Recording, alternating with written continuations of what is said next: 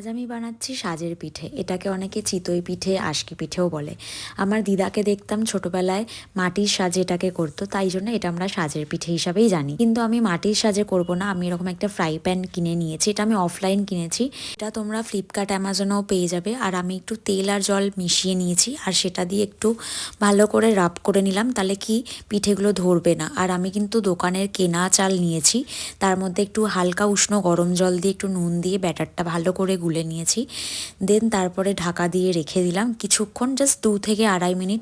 আর দেখো খুব সুন্দর পিঠেগুলো উঠে এসছে, একটাও কিন্তু লাগেনি, পোড়েনি, কিচ্ছু হয়নি। আর খুব সুন্দর এটা সেদ্ধও হয়েছে, মানে একটু কাঁচা ভাবটা নেই, আর নরমও হয়েছে। পিঠেগুলো হয়ে যাওয়ার পর আমি একটু দুধ ফুটিয়ে নিচ্ছি, আর একটু সেখান থেকেই গরম দুধ নিয়ে তার মধ্যে একটু আমুল দুধ আর একটু কনডেন্স মিল্ক নিয়ে সেটাকে ভালো করে একটু ফেটিয়ে নেব।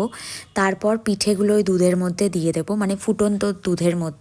তারপর একটু ফুটে এলে পিঠেগুলোর মধ্যে যখন একটু দুধ অ্যাবজর্ব করে নেবে, তখন আমি দিয়ে দিচ্ছি ওই গোলা কনডেন্স মিল্ক অ্যান্ড পাউডার দুধটা। তারপর একটু ভালো করে ফুটিয়ে নাড়াচাড়া করে তারপর দিয়ে দিচ্ছি এই পাটালি গুড়টা। এটা আমি পুরোটা গোটাই দিলাম, কারণ এটা গরম দুধে পড়লেই মেল্ট হয়ে যাবে। আর দেখো একটা পিঠেও কিন্তু ভাঙেনি। আর আমি নুন দিতে ভুলে গেছিলাম, তাই অল্প পরিমাণ একটু নুন দিলাম।